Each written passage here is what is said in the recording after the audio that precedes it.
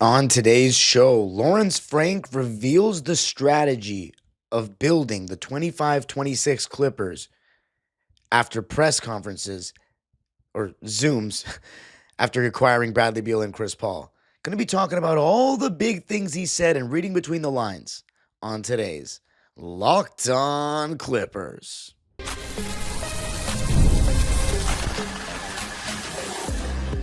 You are Locked On Clippers, your daily Los Angeles Clippers podcast, part of the Locked On Podcast Network, your team every day.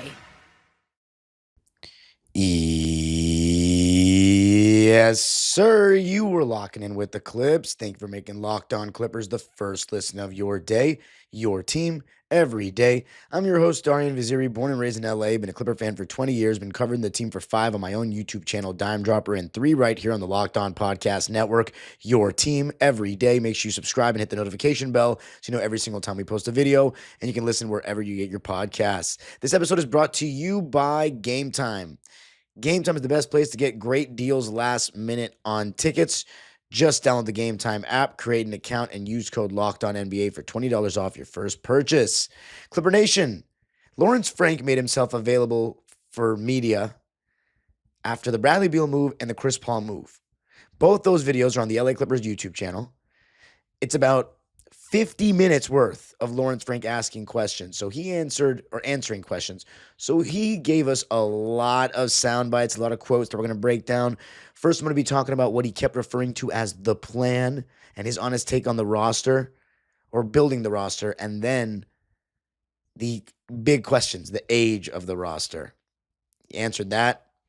And then how we feel about Lawrence Frank after this offseason, because he said you're not going to be seeing me for a while. I don't know if that's because he's not going to be available for media even if we make a move, but I don't see us getting media availability or having media availability, a front office member, after, making a two-way contract, giving a guy a two-way or switching up the two-way or giving a guy that last roster spot. Don't see it.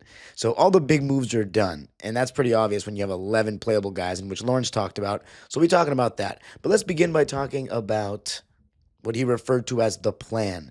He kept saying, that's our plan. We want to make this team as competitive as it can be and stay with the plan.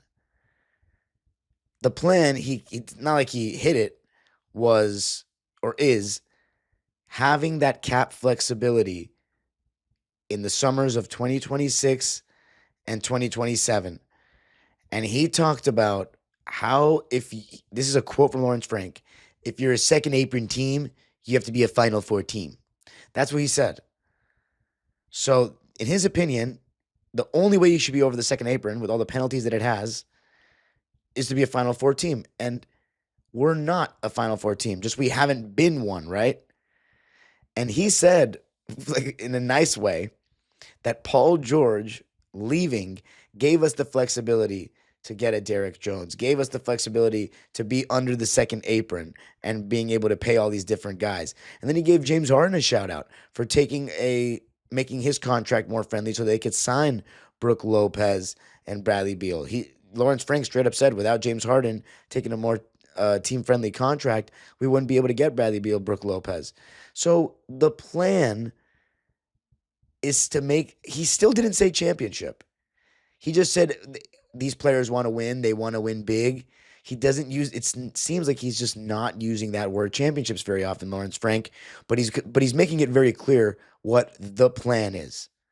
The plan is to stay as competitive as possible and improve this roster, all while still being under the second apron and not have these tax penalties and still keep ourselves in a position that we are able to be flexible contract situation-wise in the 2026 and 2027 off seasons. Now, as far as and by the way, I want to correct a mistake I made in the last pod, and I need to do that because I don't like making mistakes, and you guys deserve 100% accurate information. I was looking at the cap hit when I said Chris Paul's contract. Chris Paul is getting the reported $3,634,153, which is more than Kobe Brown, more than Yannick Koenig-Niederhauser. but less than Beal, Dunn, Nico, Brooke Lopez, Derek, and all the starters. But there's the plan. The plan is what we knew it was. It's to make this team as good as possible while still being flexible. And yeah, it says we have $1,277,976 in first apron space. So we're not over the aprons at all, which gives us the flexibility to do these things. Now, in terms of the big question, right? How does Lawrence feel about this roster having all these guys? You know what I mean? And he said he kept using the term role awareness. He said, quote, 10 quality rotation players right now. We typically play 9. What we've seen is the problem of having too many guys and how that can impact the team. We've learned from those lessons. They understand it's a reserve role, no preconceived misconceptions. So he says right then and there, 10 quality rotation players. That was after the Beal move. Now we have 11 after getting Chris back. He said we typically play 9. So that's telling you that, hey, if everyone's healthy throughout the course of the season, and he even said, we know everyone's not going to be healthy, so that's why we have some depth, especially with the age of our team. I'll talk about that in the next segment. But we typically play 9 means that 2 very good NBA players are not going to be really getting minutes like that when everyone is healthy. That's a tough sell for a Chris Paul. Apparently it's not, according to everything that's been said. He said a reserve point guard. There will be nights Chris plays a lot. There will be nights he does not.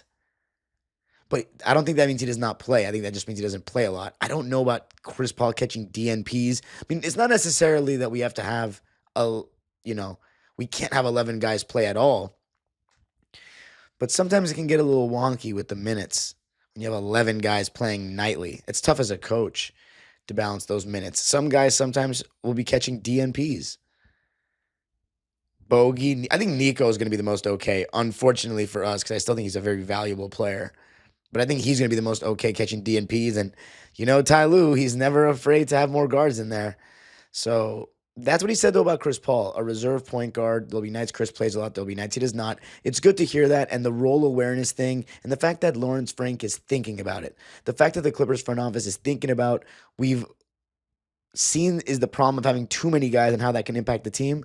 Look no further than when I first took over as the host of this show, the 2022-23 season, where we had so many options of guys around the same level, albeit I think this team, each player is at a higher level than that team by a good amount.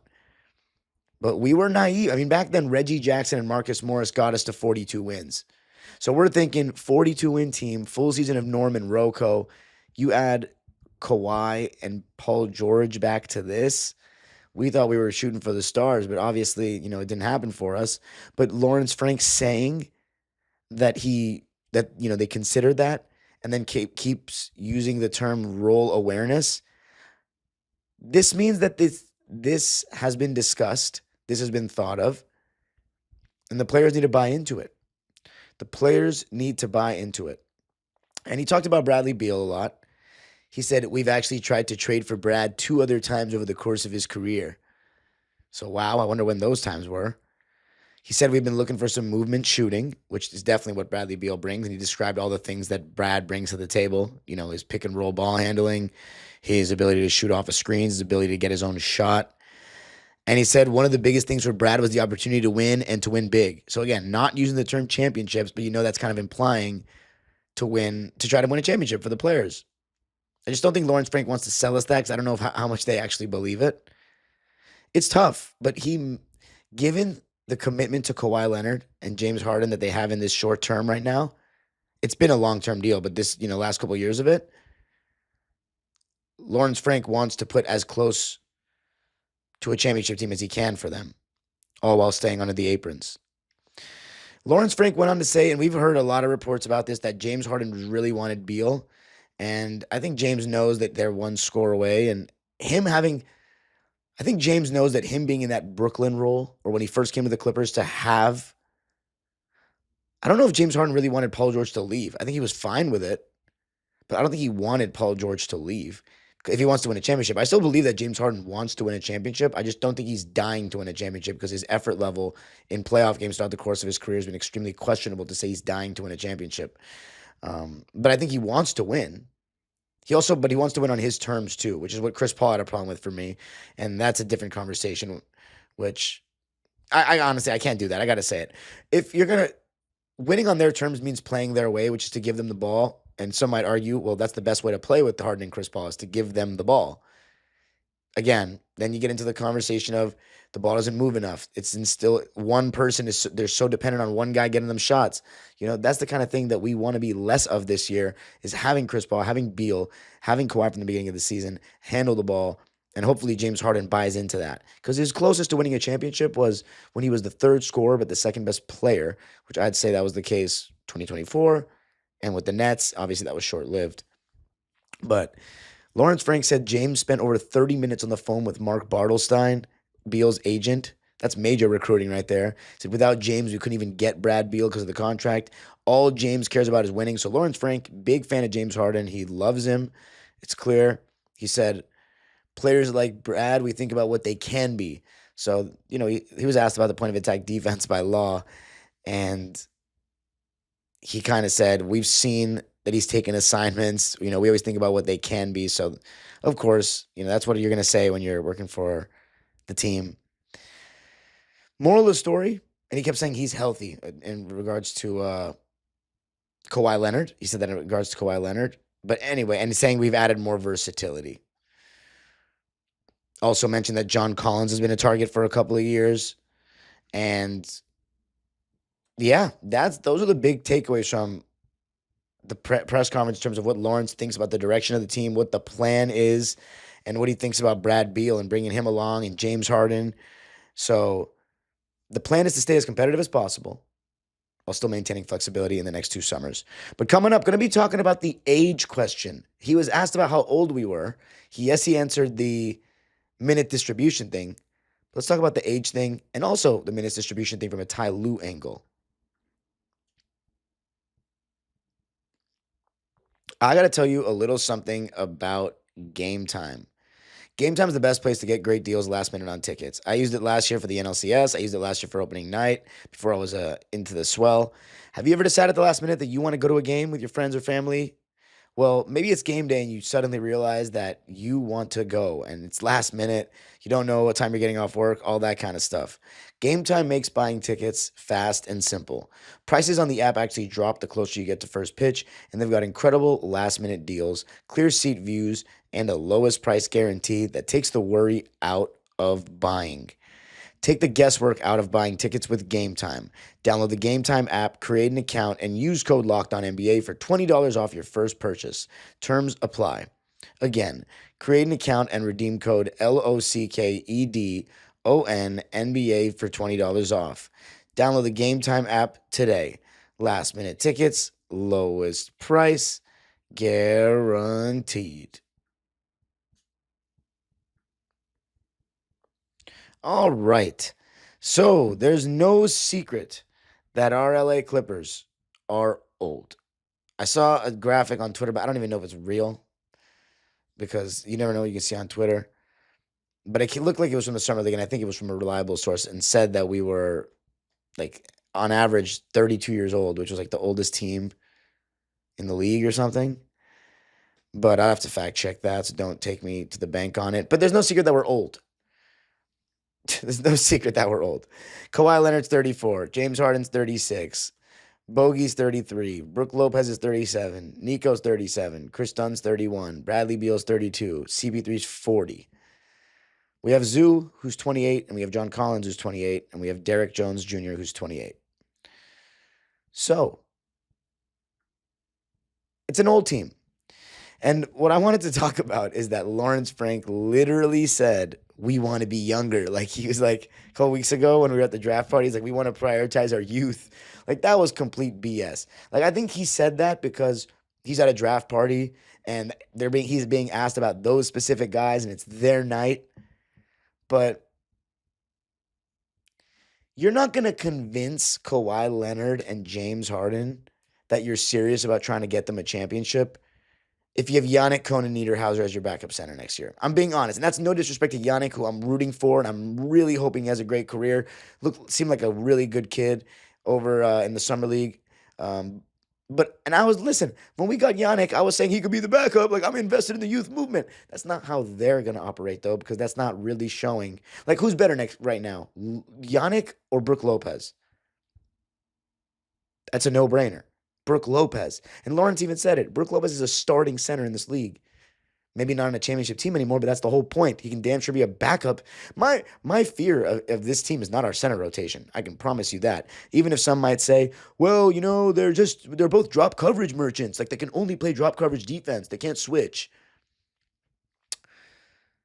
I don't think having a switchable 5 is a necessity to win rings, but we have John Collins, Nico Batum, Kawhi Leonard, James Harden, who can guard up, Chris Dunn, Derek Jones.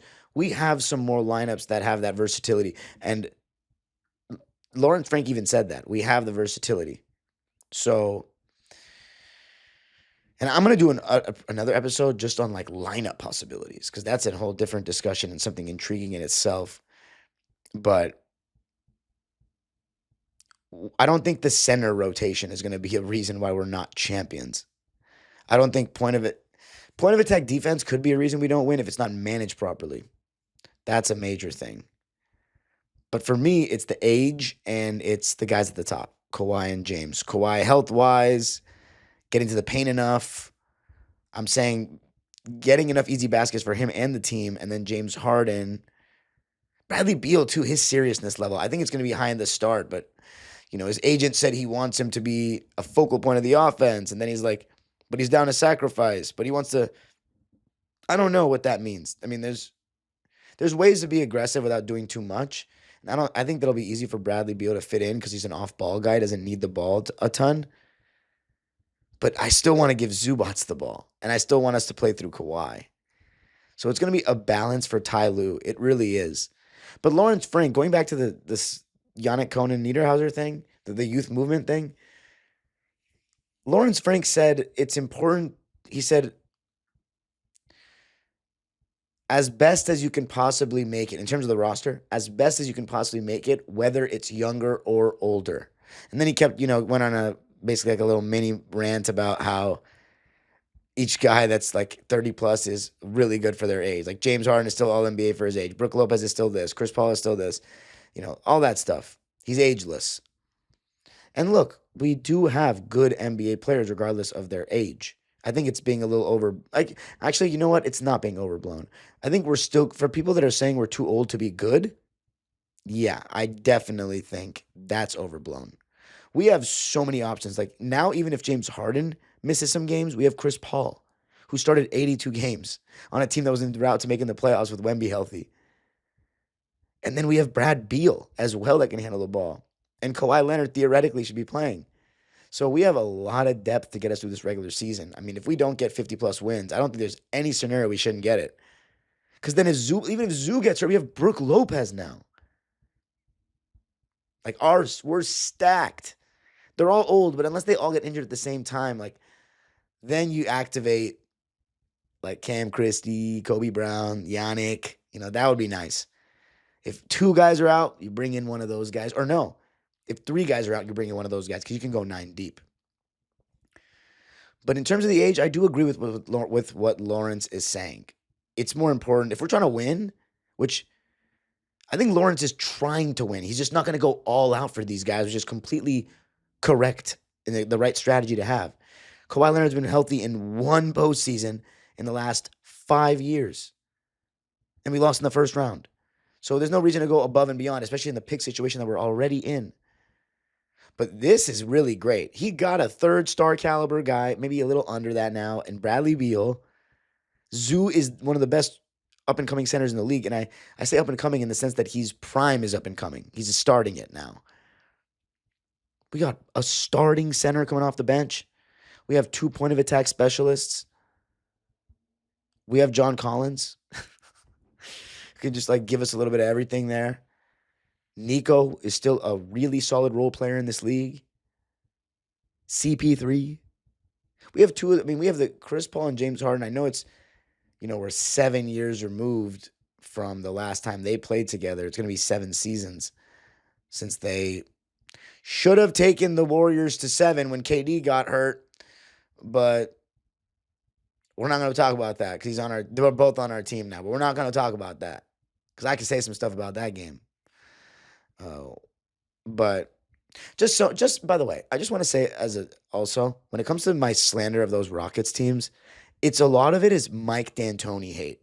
Because Mike D'Antoni, well, some might say he's an innovator. I just don't like anything about what he's done. And those 06 Suns teams made me cry when they beat both LA teams and screwed the chances of a Lakers-Clippers series in which I think we would have won for sure in my first year as a basketball fan and like playing basketball. And then they beat us. I hated them. I still hate the Suns to this day. So miss me with anything Mike D'Antoni. James Harden and Chris Paul on the team too. But now they're with us, so it's different. But point being, the age was addressed. Lawrence Frank said risk of injury. Well, that's why we got 11 guys. So we got a deep team. We are old. Yes, we might get run off the floor by some younger teams. It is what it is. When your team is built around Kawhi and James Harden, that's where the old part is. You can't just surround them with a bunch of young dudes. You got to surround them with good role players. And as Lawrence said, doesn't matter if they're young or old. Coming up, though, going to be talking about, should we apologize to Lawrence Frank? Did he hit a home run this offseason? What does his tenure look like so far? Going to be talking about that coming up.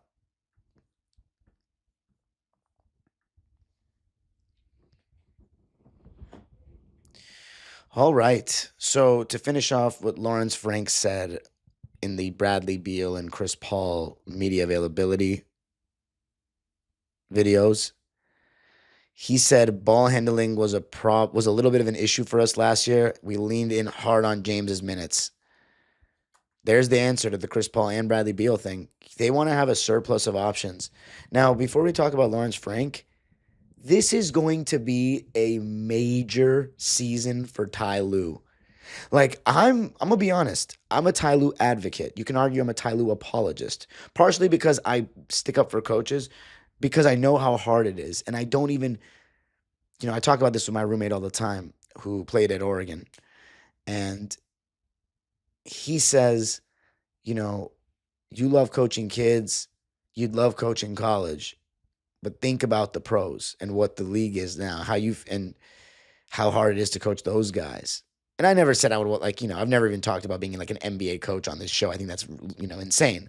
But guys like Mark Dagnall, they'll give people like me hope. I'll say that. But there is something that's deeper than just X's and O's when you're coaching NBA players and guys that have made this much money and have these kinds of legacies. And Ty Lue has done a pretty damn good job of that. But the 1 year where things got weird, and I'd say he straight up didn't do a good job at all, was 2023. It was insane. He didn't value point of attack defense. His lineups were entirely too small because we had too many guards. He did not play Robert Covington and phased him out of the rotation when he was such a versatile player with what he could do for us. He kept Reggie Jackson in the starting lineup and let him just play a reckless brand of basketball where he did not value the ball or his shot selection and just left him in the starting lineup for the longest time. Same with Marcus Morris, who wasn't giving us anything on both ends of the floor, if anything, a net negative, and didn't close games with Terrence Mann. He still closed with those two, even with how poorly they were playing. We heard all season long the reports about him in the front office not seeing eye to eye. Ty Lue wanted Westbrook. Front office didn't.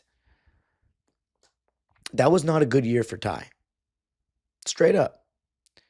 And I'm afraid that he's got so many options now that he either won't lean into the point of attack defense enough, won't prioritize getting Kawhi Leonard and Ivica Zubac the ball enough because it comes at the expense of what would be better regular season offense with Harden running a lot of pick and rolls. And I was talking about it with one of Harden's fans, and he was saying that there's always a plan when you go out and get ball handlers to take the load off James, and he always finds a way somehow to still get a bunch of minutes because you become so reliant on how good he is in the regular season because he is such a good creator of shots. And you rely on him so much when he's in that when he comes out, it's like people aren't as comfortable with what to do. And you also usually don't have a bunch of ball handlers on the rosters with James because you want defenders and shooters around James. But now we have everything, right? We just don't have many young guys. We have no one under. We have no one younger than me in the rotation. Let's put it that way. And I'm about to be 27 in like a week. So, yeah, James Harden has no excuse. And we as a coach, like the coaching staff has no reason to let James Harden burn himself out minutes wise or touches wise and usage wise. None. Because we have Kawhi from the beginning. Zubac should be still getting touches. We have Beal, who can literally go out and average 20 if he wanted to easily, and an efficient 20. And we have Chris Paul, one of the most ball dominant players in the history of the game, as we know. There's no excuse. So Ty Lue's got to manage it, but he's also got to keep all these guys happy. He's still got to prioritize size a little bit, point of attack defense a little bit, not go too guard heavy. It's going to be a challenging year for him. But let's talk about Lawrence, right? Because here's the craziest part. I think if you believe in Kawhi as a number one and Harden as a number two, there is no reason why you think this team shouldn't win it all. There's zero. Like, I think if you think Ty Lue is going to hold those guys back from winning it all, or this supporting cast is going to hold them back, maybe Ty Lue if he doesn't manage it correctly. Maybe. But if you believe in Kawhi as a number one and James Harden as a number two, there is no reason you should think this is not a championship level team. We're old and it's a young league, but we're damn good. We are a stacked team. I will say, though, the Ty Lue thing is a concern. 11 guys, I don't envy that. Like, I don't like it when I have a lot of options myself. You know what I mean? As a coach. It's even harder with players of that caliber in the NBA. Like, you think Bogey's going to be cool catching DNPs when he's like the end of his prime? Like, I don't think that's going to be the case. He's getting paid $16 million. It's going to be Nico and Chris Paul, I think, that are catching the DNPs. You can't not play Chris Dunn and Derek. So it's going to be those two. But again, you're going to have a lot of load management. Beal's going to miss games. I don't think James Harden's going to play 79 games. But I hope he does. And then Zoo played 80. You know what I'm saying? So, yeah. God bless if it's Zubats. That's all I'll say about that. God bless him. Anyway, Lawrence Frank, though, let's be honest. He kind of knocked it out of the park. Like, if you want to look at his tenure as president, let's begin with what he did when it came to CP3, right? He facilitated the move to get CP3 traded to the Houston Rockets. Oh, no, I think it was before that. So the Chris Paul trade was right before Lawrence Frank took over. Yeah, it was June 28th, 2017. And Lawrence Frank was promoted to president on August 4th. So he probably had something to do with it. He was vice president. But Glenn Rivers, he took his spot. Then Glenn still coached the team for another 3 years. But his first big move, I think, was definitely trading Blake Griffin, which was a stab in the back.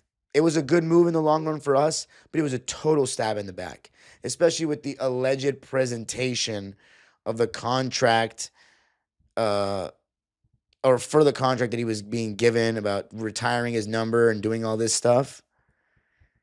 That sounded harsh. And just trading Blake Griffin, like, after giving him that contract, it's just very tough. That is where I think a team has to take accountability for being, stabbing a player in the back like that. But in terms of best for the team in the shrewd business of basketball, we ended up rebounding very nicely. Tobias Harris, Lou Williams, Montrez, Pat Bev, Shai Gilgeous-Alexander, Avery Bradley, JaMychal Green, those guys ended up, Mike Scott, those guys ended up, and Shamit and Zoo, helping us get a playoff appearance, having a 48-win team, while then auditioning for Kawhi Leonard and Paul George. And when we got Kawhi Leonard and Paul George, you cannot say that Lawrence Frank didn't seem like a badass at that point. There was no one asking calling for his head. He was balling, right? He got Kawhi Leonard and Paul George to become Clippers. Following season, we fire Glenn Rivers. We bring in Ibaka for a second rim protector. Home run, in my opinion. Like, that was the thought of that was great, and Ty Lue got us to the conference finals. Lou Williams was redundant at the time. I think we did need a Rondo, and he had his good moments until he didn't. But not having a Lou Williams or not having a Rondo, it did give Terrence Mann, Luke Kennard a chance to shine. And I truly just don't think Lou was playing good ball anymore for us. He was getting, every time he got the ball, he was trying to create. And we didn't need that at the time. We needed him to be a little bit more unselfish. But, and then the first move that I think you can start to criticize was the Pat Bev trade, right? But he wasn't available, and we ended up getting Bledsoe, which we ended up flipping for Norman Rocco, which was a heist. So I think the first 3 years of the 2-1-3 era, plus the 2018-19, Lawrence Frank has been amazing, in my opinion. Now, you can argue that the Paul George move, he should have called Kawhi's bluff, but I'm not in the room. How do I know Kawhi's bluffing? Everyone says that now. But how do we know Kawhi was bluffing about coming to the Clippers? You'd rather be safe than sorry. Kawhi Leonard just won a Finals MVP. He could become the first Finals MVP in NBA history to move teams right after and come to our franchise. You think you say no to that? Come on. Then we get to where it starts getting wonky, which is not paying Isaiah Hartenstein and getting John Wall. Cowering into the players' demands of a point guard. That's where it all started going south. Because that was a bad move. To think we could actually have a season where we didn't have a backup center in the NBA, no matter what era it is and small ball era it is insanity. We learned our lesson the hard way there. And then trading Luke Kennard and the pick that ended up being Cam Whitmore for Eric Gordon in basically a lost season, and then getting Russell Westbrook when you were on a run without Terrence Mann, and getting a point guard that you knew you didn't want long term, and the attitude he's coming in with, that if you give him the chance to start, he wants to start. You can't just replace him with his friend. I mean, that was where Lawrence had a rough road, and then now he's back. And then there's the James Harden trade. Obviously James has been a great Clipper, but he gave up more picks, and we haven't made it out of the first round. And then now you have this past season where he hit a home run by not bringing back Paul George, and then this offseason. So he's had his peaks and valleys. It depends on how you evaluate these moves. But considering that we still have been competitive, we made the playoffs in our first year at Intuit, we have an even better team this year, and we're still on track to have flexibility in these upcoming 2 years, even though we don't have picks, I think it's as good as it gets. So honestly, there's no real reason. You could make an argument Lawrence Frank should have gotten fired after 2024, but he rebounded pretty nicely these last 2 off seasons. I can't lie. Let me know what you think in the comments. You can follow me on Twitter and Instagram at DimeDropperPod. Subscribe to my own YouTube channel, Dime Dropper, for even more NBA and NBA, Clipper, LA sports content. And Locked On Clippers is free and available wherever you get your podcasts, including YouTube. Make sure you comment on the video, make sure you like, and make sure you subscribe and hit that bell, because it lets you know every time we post a video, 5 days a week. Your source for all things LA Clippers. The age-old proverb continues, go Clippers.